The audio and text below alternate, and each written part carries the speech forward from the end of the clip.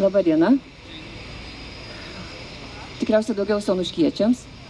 Ir stoviu nugarą į svečius. Mėly svečiai, kažkaip jūs labai norėtųsi matyti čia priekį, nes labai kažkaip nejauku tokie žmonės. Ir gal tiesiog kažkaip va čia, žinot ką, o prašau į sceną. Prašom į sceną, būsime visi kartu, bus visiems smagiau. Aš labai džiaugiuosi, kad jūs šiandieną apsisprendėt vidudienį būti čia kartu su mumis ir kartu su žmonėmis, kurie, prašom, kurie yra mūsų svečiai ir atvyko būtent dėl to, kad Onuškis skambėtų, gražėtų, būtų patrauklus ne tik mums, bet ir žmonėms, kurie, kaip ir dabar, pravažiuoja, praeina arba tiesiog skleidžia informaciją kažkokią apie mūsų kraštą. Tai, mielieji, kaip ir matote, kaip ir buvo žadėta, Onuškis mažoji Lietuvos kultūros sostinė tęsia savo renginių maratoną ir kažkaip visiškai atrodo netikėtai priartėjame prie vasaros. Atrodė dar taip toli o pleneras toks atrodo sudėtingas dalykas, kad kaip čia bus, kaip čia kas, ir štai, prašau, mes jau stovime visi kartu čia. Kaip matote, skaičiuokite, 9 žmonės, veidai turbūt labai jums pažįstami, kai kurių, ar ne? Labai norėtųsi jaukios atmosferos, norėtųsi, kad būtų ryšys tarp jūsų ir tarp mūsų čia scenoje. Tai atsipalaiduokim šiandieną visi, bendraukime paprastai, nes šitos garsios asmenybės yra tikrai paprasti žmonės. Ir kaip ir minėjau, jie atvyko žinoma mūsų kvietimu, mūsų sumanimu, jie jį palaikė tą mūsų sumanimą, o sumanimas yra toks, kaip jūs aišku žinote, domėjotės ir esate informuoti, kad būtent šitie žmonės dalyvaus didelės apimties tapybos darbų plenere, kuris, kaip ir sakau, šiandieną čia pat ir prasideda, ir jie sukurs 9 didelius paveikslus, kurie tiesiog čia ir bus eksponuojami. Čia kursime lauko galeriją. Kol šitie vyrai čia stovi, rikiuojasi ir gerbiama Lilija tarp jų, dar noriu, kad jūs atkreiptumėte dėmesį, pasisukite dabar visi galvytės į dešinę ir štai ten viršui, aukštai. Audriau, pamojuok rankelę. Labas. Taip pat verda darbelis, jau prasidėjo, Audrius taip jau nuo pat ryto pasiruošęs taip pat kurti grožį Onuškiui. Šitas pastatas, viena jos siena pavirs į piešinį. Jūs irgi tą jau žinote. Tai tam, kad aš mažiau kalbėčiau ir kartočiau tuos dalykus, kuriuos tikrai puikiai dėl kurių esate puikiai informuoti, aš noriu perduoti turbūt ragelį, mikrofoną noriu perduoti žmogui, su kuriuo daugiausia bendravau per šį laikotarpį.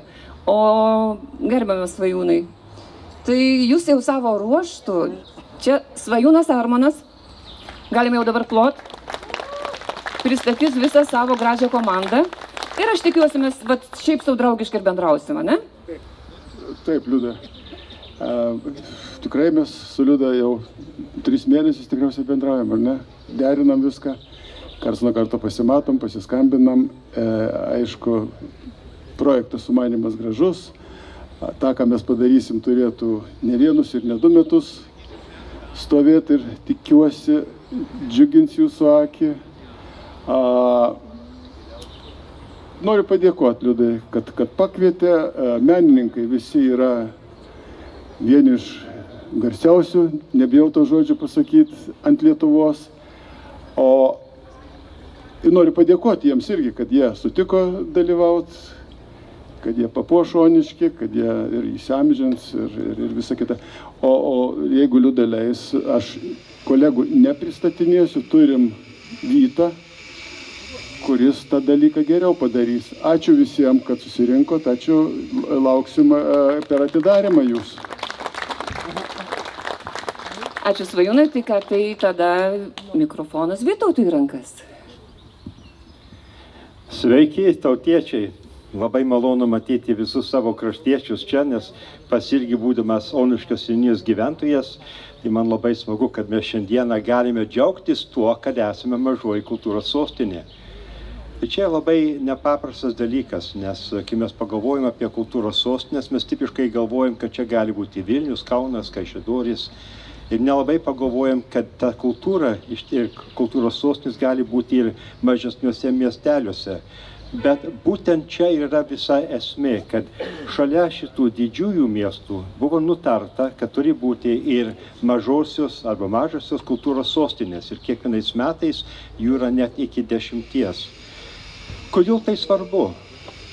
Svarbu galbūt pirmiausiai, kad mes galime džiaugtis tuo, kad būdami kultūros sostinę turime tą progą paaktyvinti ir labiau iškelti, sureikšminti tą mūsų kultūrinį gyvenimą būtent savam miestelėje, savam rajone ir tokiu būdu siekti labiau ir įtraukti tuos žmonės, kurie jau dabar dirba šitoj kultūrinėje srityje.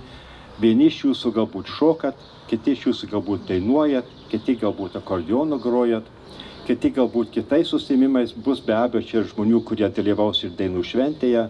Tai visa tai yra dalis šito kultūro lauko.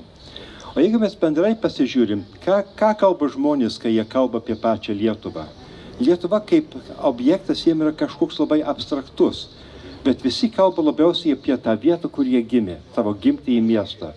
Ir tas ryšys visados yra su ta gimtinė, su ta gimtaja vieta, o tas ryšys tada yra ne vien tik tai ta geografinė vietovė, bet ir mūsų kalba ir mūsų kultūra.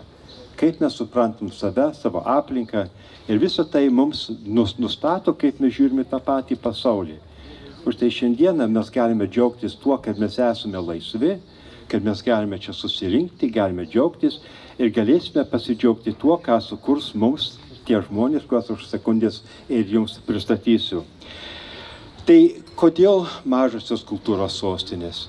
Tai pirmoji vietoj tam, kad sustiprinti jau esamą kultūrinę veiklą tam miestelėje, tam regione, šitoje vietoje mūsų savivaldybei ir mūsų bendram šitam Trakų rajone. Ir tai yra proga pritraukti ir profesionalų meną. O bendrai yra visados kalbama, kad pritraukti profesionalius menininkus į miestelius, į kitus Lietuvos rajonus yra labai labai sunku. Tai tas faktas, kad mes galime džiaugtis kultūros sostinės statusu, suteikia daugiau galimybių ir prisitraukti, ir pasidžiaugti, ir paprašyti, kad ir šitie žmonės mums prisidėtų, kažką gražaus sukurtų, kad būtų ta išliekamoji vertė. Nes nieko nebūtų liūdnesnio, pasibaigė šitie metai, per kuriuos yra ta kultūrinė veikla labiau išvystyta, ir pasibaigė metai ir staiga kažkokia tyla. O dabar mes turėsime ir labai konkretų tikrą vaizdą, tokį tikrą palikimą, kuris prisidės šalia mūsų jau turimų objektų. Nes va, šalia Kipro Petrausko aikštė. Tai Kipras Petrauskas tikriausiai labiausiai žinomas ir garsiausias Lietuvos solistas.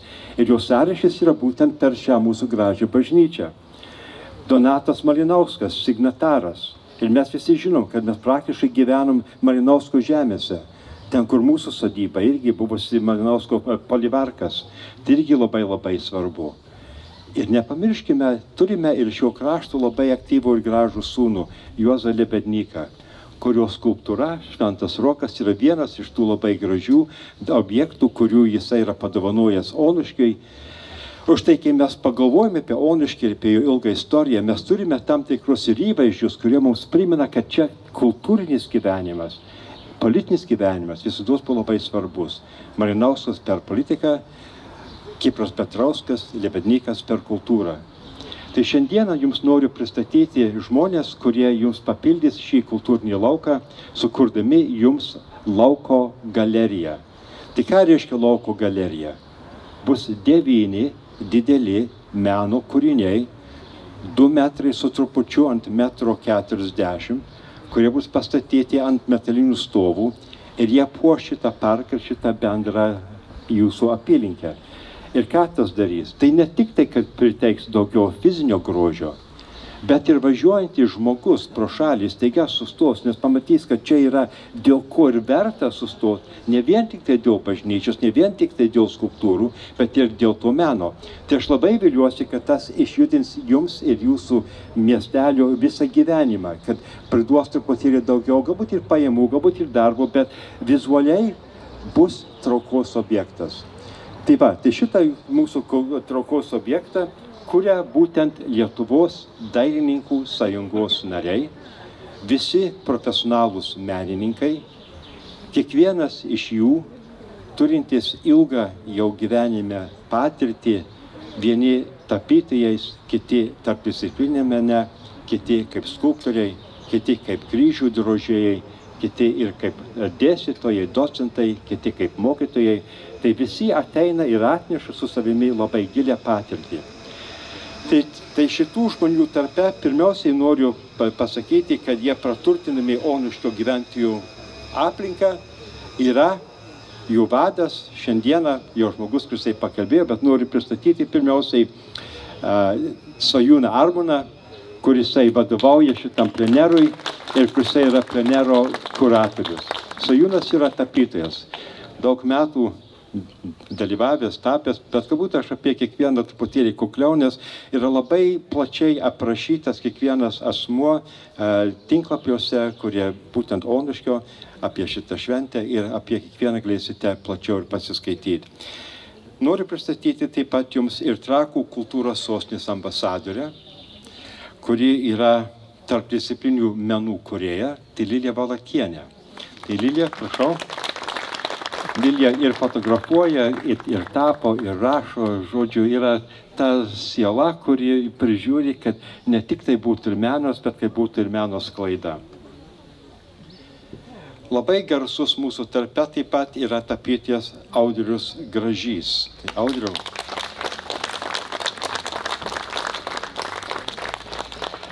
Noriu pristatyti taip pat ir Liną Gelumbauską. Linai.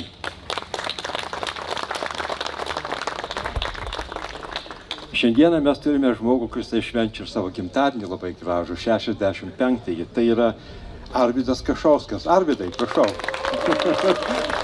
Arvydai, daug sveikatos, ilgiausių metų, labai daug gražių kūrybinių minčių ir idėjų. Ir manau, kad pradėdamas šitą plenerą su savo šituo nuostabiu gimtadieniu, tikriausiai duosite tą didesnį paspirtį ir visiems, kad visi pasitemptų ir prilygtų. Tai žodžiu, sveikinam su gimtadieniu. Noriu taip pat pristatyti Lietuvos dailės akademijos docentą Bronių Gražį.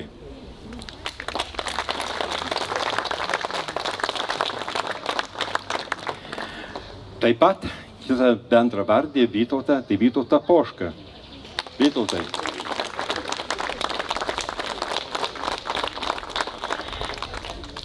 Tai Vytautas yra tapytojas, taip pat kaip ir Bronius. O dabar mes turim žmogų, kurį manyčiau, kad visi labai gerai pažįstate. Tai yra Donato Malinausko meno mokyklos mokytojas ir kryžių drožėjas. Tai Vidas Kasperavičius. Vidas. Man atrodo, žmogus, kuris turėjo labai didelę įtaką jūsų vaikų auklėjime ir jų meno supratime, suvokime. Ir labai yra džiugu, kad mes turime iš tikrųjų tokį šviesuolį mūsų tarpe, būtent Onuškyje. Labai dėkui ir sveikinu. Ir aišku, dabar nors paskutinį pristatau šitų 9, žmogų, kurį, manyčiau, visi irgi labai gerai pažįstate, nes jisai yra irgi taip pat ir vyriausias senelis Kalėda Lietuvoje, tai Arvydas Bagdonas. Arvydai. Nenumaldomai artėja kas? Kalėdos! Taigi džiugi, man malonu čia matyti visus ir vasarą, o dar bus maloniau ir žiemą. Taigi būkime sveiki ir sulauksim žiemos ir dovanų. Faktiškai aš manau, kad mes ir dabar jau sulaukime Kalėdų, nes tai, kad 9 menininkai dirbs plūš iki Liepos 6 dienos, kai jau bus formalus pristatymas ir parodymas, jau ir taip yra labai didelė dovana.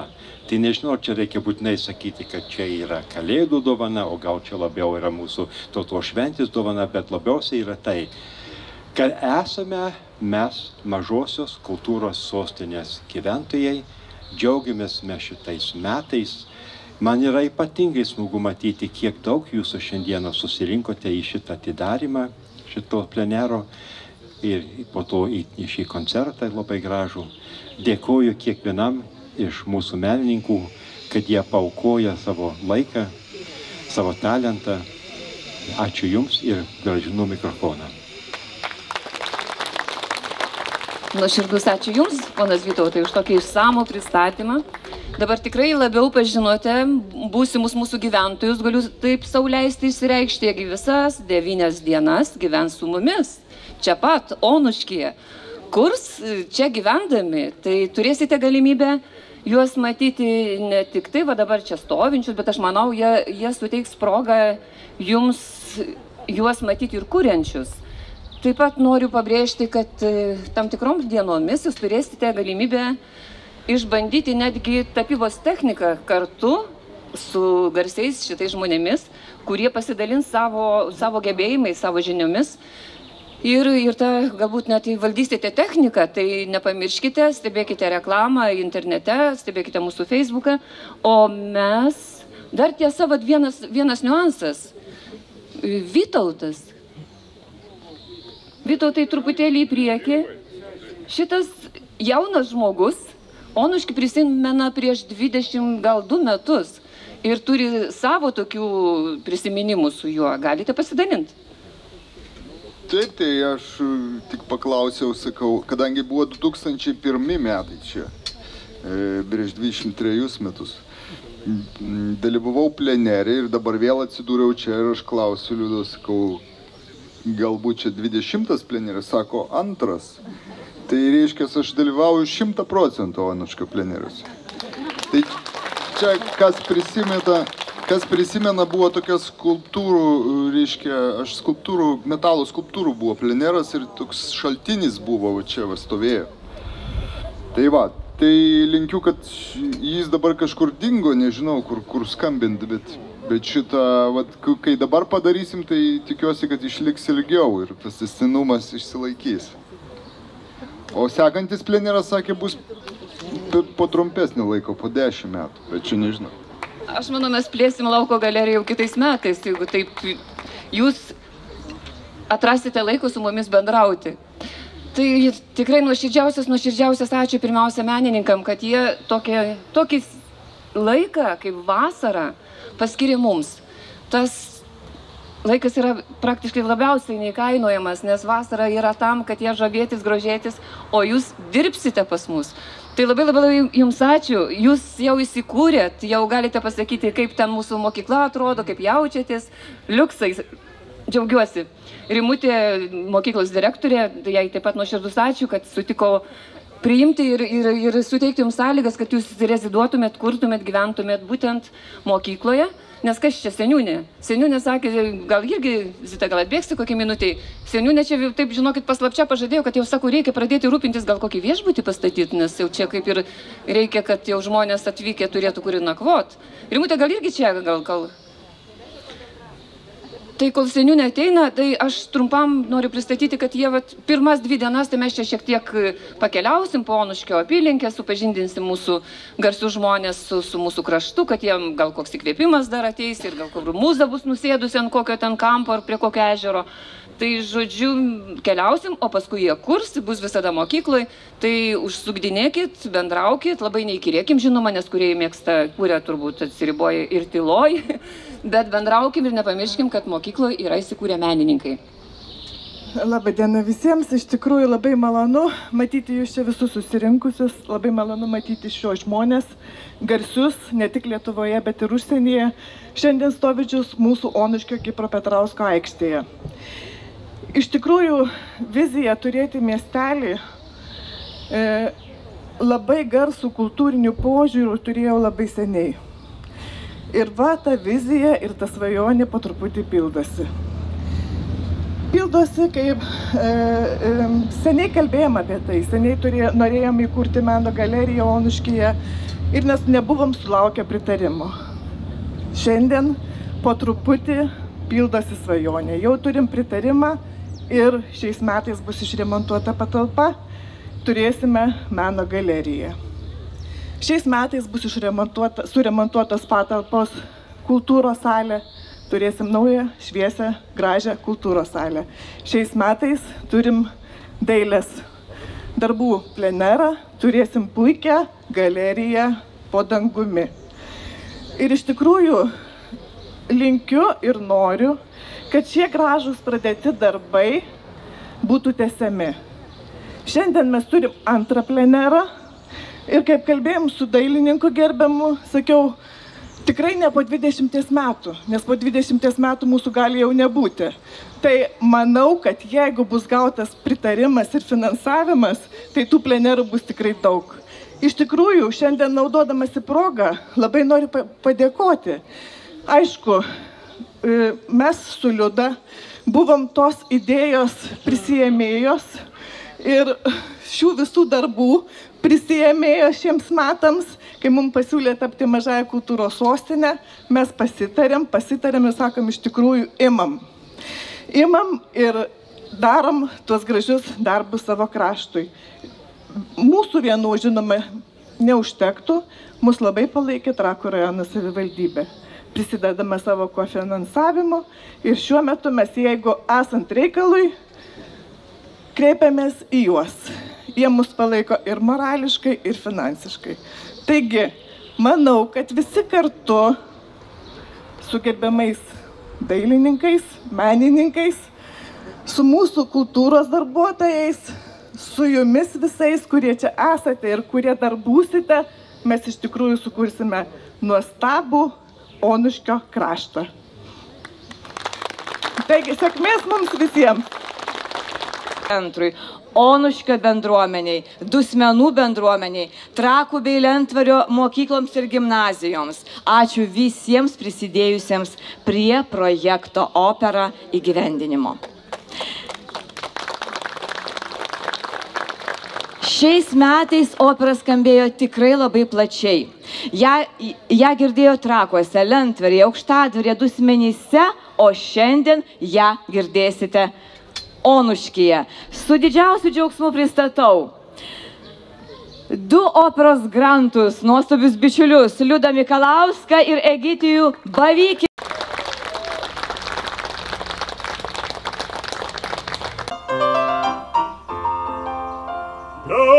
Sceline solo cittona su Rinzi, azisto pabuciuak savaja pašinci, azisto pabuciuak savaja pašinci. Ai, kas geria saldų vyno, aršai relikėja, kas bučiuoja seną buvą, ašai mergužėlę, kas bučiuoja seną buvą, ašai mergužėlę. Kur tos mergužėlės dabar? Nesvarbu koks amžius, visos jauskitės kaip mergužėlės. Mergužėlė bijok daugelio mergelių, visoms meilės nežadėk, neardyk širdelių, visoms meilės nežadėk, neardyk širdelių. Oi, kad myliu,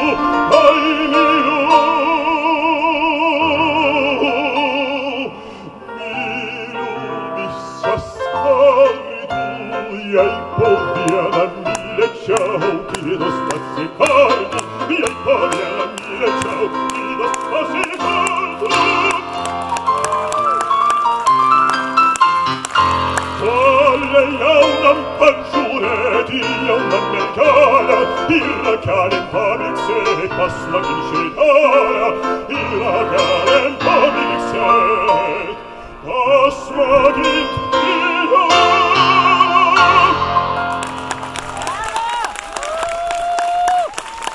Geda Mingraitė ir Mikas Petrauskas, Bernužėlį nesvaliok. Nagi, tėvai, kad nors tu papasakok, jis protingas esi. Ir aš ką nors apie mergelę, apie dainelę, ką nors tokio smagaus.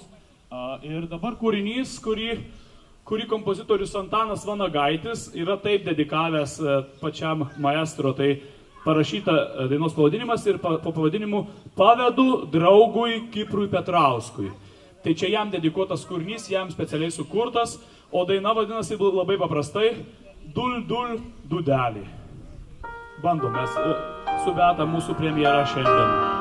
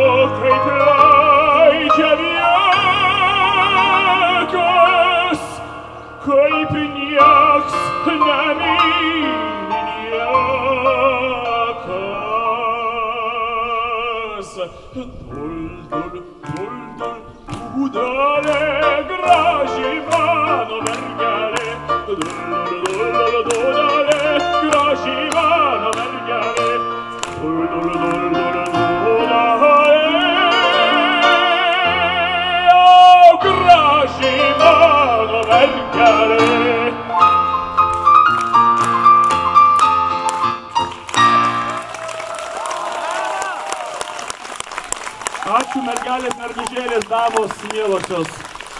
Pasimatysim po koncerto.